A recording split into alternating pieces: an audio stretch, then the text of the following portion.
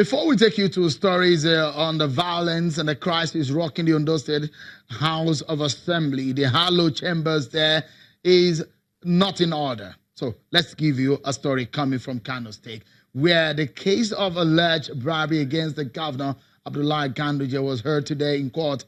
The Kano State High Court of Justice has issued a restraining order against the State Assembly ad hoc committee investigating allegations of bribery against Governor Abdullahi Ganduje. The presiding judge, Ahmed Tijani, asked both sides to maintain status quo pending the hearing before the court, which has adjourned till November the 21st. Late last week, a group known as Lawyers for Sustainable Democracy in Nigeria filed a petition before the court challenging the legality of the committee. Both the legislature and the executive have agreed to take no further action as directed by the court. Governor Ganduje is facing the State Assembly's investigation following the release of a video footage allegedly showing him collecting kickbacks from contractors.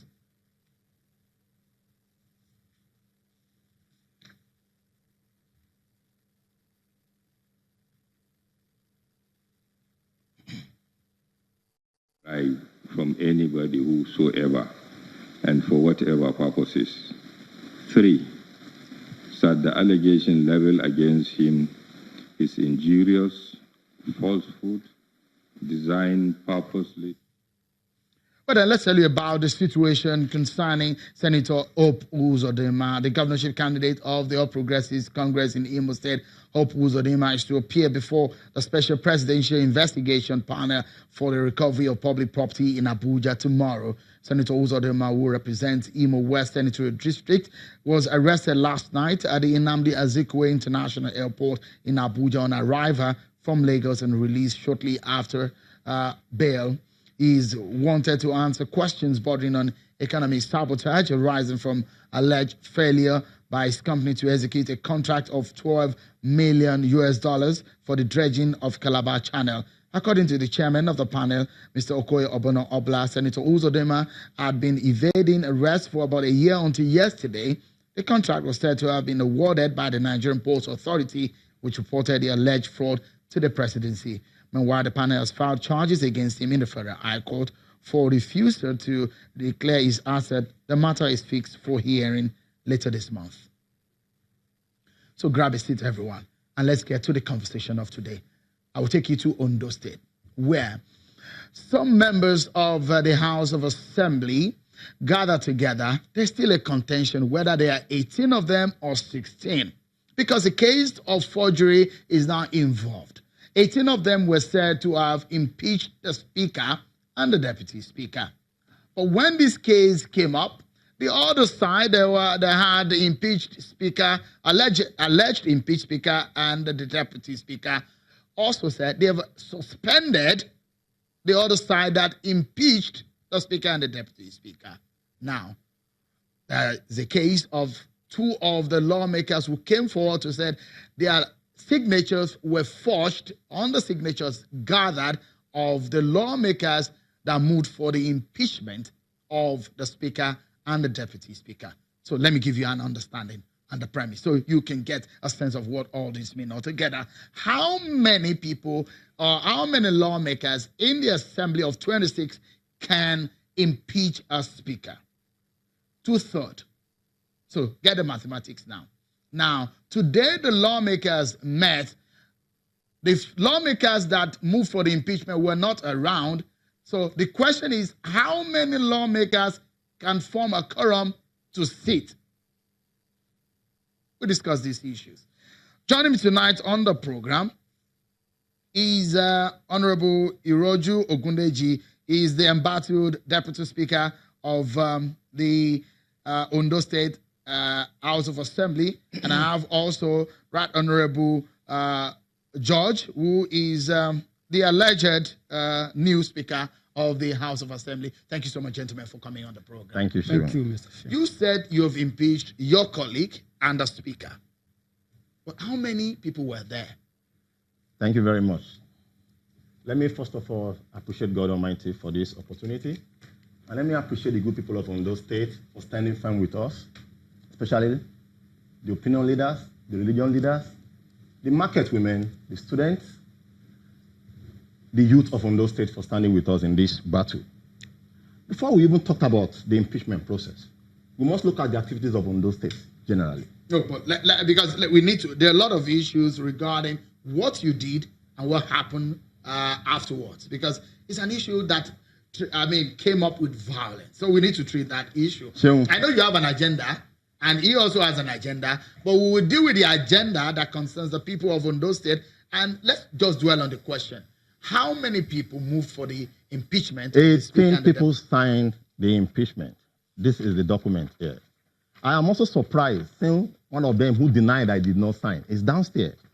This is Honorable Shola Oluyede, number 11 on this document for the whole world to say. I have the original copy, I can bring it out. This is the Where did photocopy. you gather this? We gathered this information. We have been meeting regularly, compelling names for this impeachment. They have been part of our meetings. Even the first impeachment put in place to remove the then deputy speaker. The same person was involved. The second time he was involved. So you also was involved? No, when we were removing him. Yeah. Oluyede, who denied that he did not sign now, participated in the first impeachment. It's not Oluyede alone. There are They are two just of them who said that they were not there. participated in the impeachment. The first one, the second one. And before the government intervened. Where did this happen?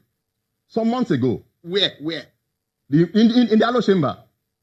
And the principal officers, were they there? Of course, it was on the scene when it was removed and impeached. It was on the government intervened. Even Governor Amosu even asked to call us that we should allow the governor, that we should allow the state to be at peace. I said, we are not fighting the government. But the truth of the matter is these people have been incompetent. But they say the reason why you are doing this is because you couldn't get a ticket to return to the I did not. No, is there about ticket? I did not even obtain a form. It's not about ticket.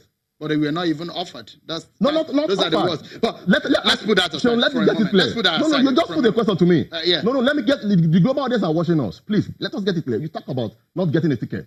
It's just simple logic. I did not obtain a form. I walked away. I don't have interest in second term. I am not contesting. I've been in government since 2009. I decided to take a leave off. My PhD is on. I must be serious with academic. So I'm not contesting. I did not even pick up any form to contest with anybody. So you are not aggrieved? I'm not aggrieved. Okay, let's ask Honorable Gundeji here. You have been removed. Is that valid? Your removal, is it valid? Let me quickly put the record straight here.